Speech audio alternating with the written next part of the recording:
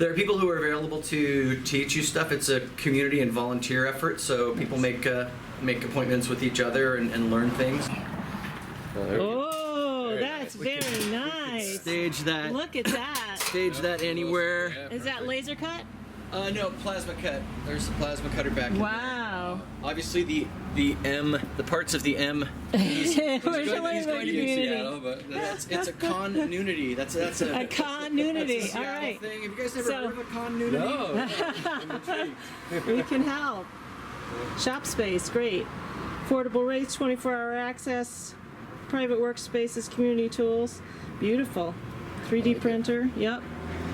Yep. Cool. So we're very much kind of a creative endeavor. A lot of art happens here. We grew out of the Burning Man community originally.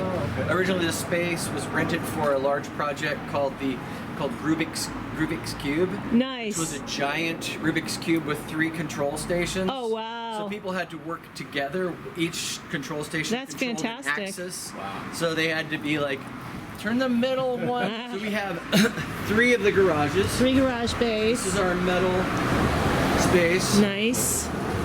Several welders, chop saw. We have a everything fits in kind of tight. There's a couple. There's a lathe that just got added. It's a wood lathe, so it's going to go somewhere else. So compact. It's great. Yeah. It's fantastic.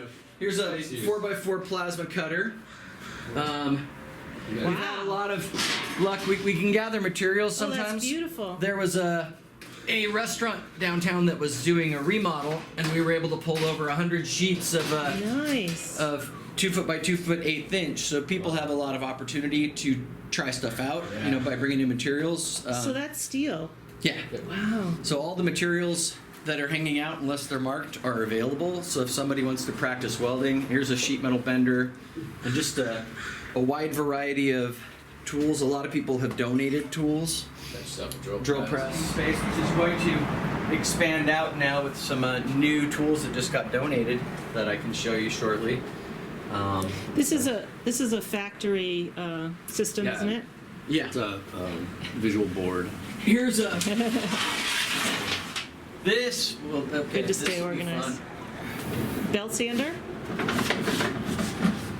So here's our friend the Beautiful. belt sander. Is anything? Yep. It's also a spindle sander. It's adjustable. Oh, cool. Nothing's gonna fall off there, and it is also. Whoa. It's like you're in an RV of woodworking. I'd have to move some stuff there. Yep. That is amazing. Good. Nice. So Nice. Good flips job. over to use the planer. Good job. So, yes, once again, using compact space. These are some of my grandpa's saws. He was 102 when he died. Whoa. So What did he do? 6 or 7. He built ships. Worked in a shipyard. Wow. And then he was the guy with the tractor who, as tech people down outside of Portland, bought up the horse pasture areas. They'd call him up and say, "Joe, can you come down here on your tractor? Because we don't have any idea what to do with this tree." And he'd come down. I charge $25 an hour, and that's firm. I hope he didn't take down trees with that saw. No. Table saw that's much bigger that'll be being incorporated, but little bandsaw, scroll saw, drill press. Excellent. This is so much fun. Of hand tools. Lots of Dremels. People tend to very generously bring Dremels, so got more Dremels than you could ever need. Okay, now we're going beyond the garage Yeah, we to go the back. into 2 spaces. These are Okay. the only spaces that go underneath. It's apartments up above. So these are individual workspaces. So it's $75 a month for 24-hour access, but you can't leave any of your project here. And then I think it's a little more than $300 a month now to have a space. Nice. Then once again, shared. So if this is your space, then this is like your studio. Yeah. Can I walk around and get it from this side? And then no one touches your stuff. Correct. Awesome. Very nice. Folding work tables with shared materials. In theory, just not personal stuff, but shared materials and tools underneath. That's a small CNC. It's named Cogsley. It's got a name. It can cut light metals and fire safety cabinet. We bought that after the fire department came through and they gave us a happy pass with some caveats like get yourself fire. Actually, we bought it before the inspection. They were very happy about it. Awesome. We of course found it on Craigslist for pretty cheap. Oh, good. That's very resourceful. So this is our fabric arts area. So it was a little larger in the past, but that's once again bins of available faux fur and knits and sheer and cottons. So, and here we teach high quality cuisine classes in our hot state. No, never happened. The electronics area. Oh, nice. Once again, with the concept of a lot of, if I knew what a 2.7 kilohertz resistor was for, and I used a bunch of them, I'd buy another 50 and replace them, or I'd replace some other stuff. But some general Great. things that people who know what electronics are can use. Excellent. Beautiful. Our little 3D printer that's been getting used a lot lately for little structures that have gears and Nice. connect together. People have been playing around with gear things. Which printer is it? It's a PrinterBot Metal Simple, Okay. which by not being in a case it's really structurally rigid. By people having to do the I've forgotten what it's called, where you use the straps. Is that a Boolean? No, Bode.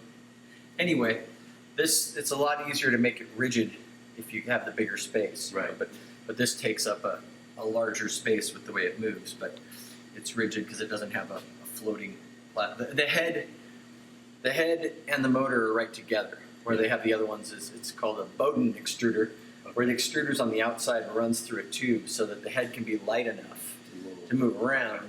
And there, the lightness also leads to less rigidity. So this one's a really easy to get tight calibration. And what is this machine? It's a faceting machine. It's called a facetron. I was wondering how they did that.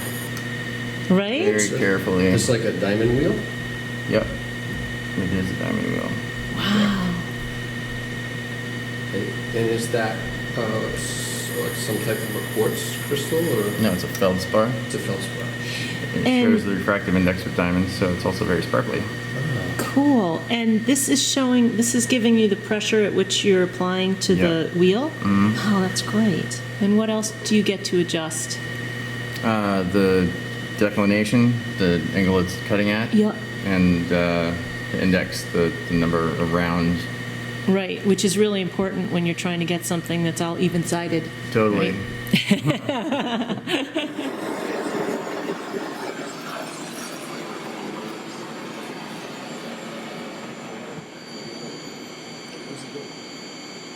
He's gonna bend some glass, I think.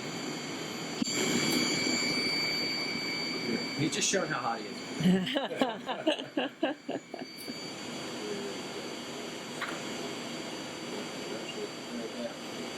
Just gonna fire polish these.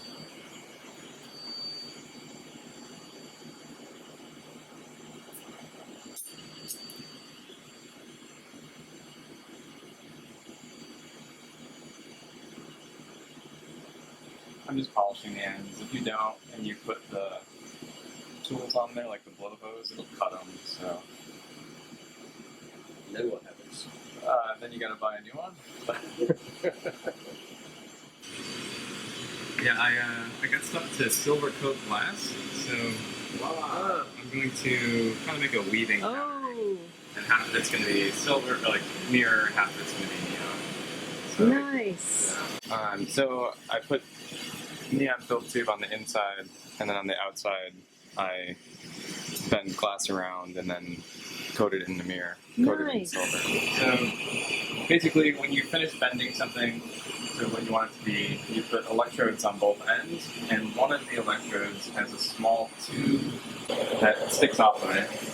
The other one's sealed. One with the tube sticking off of it, you connect to that machine in the other room, and then you pull a vacuum on it, you get all the air out, then you hit it with high current to bake in the electrodes they need to process, and then you let a little bit of neon or argon or whatever gas you're going to fill it with back into the vacuum, and then you seal off, and that's it. Wow. Okay. Well, Wow. And that's it. I never That knew sounds that. Incredibly complicated and awesome.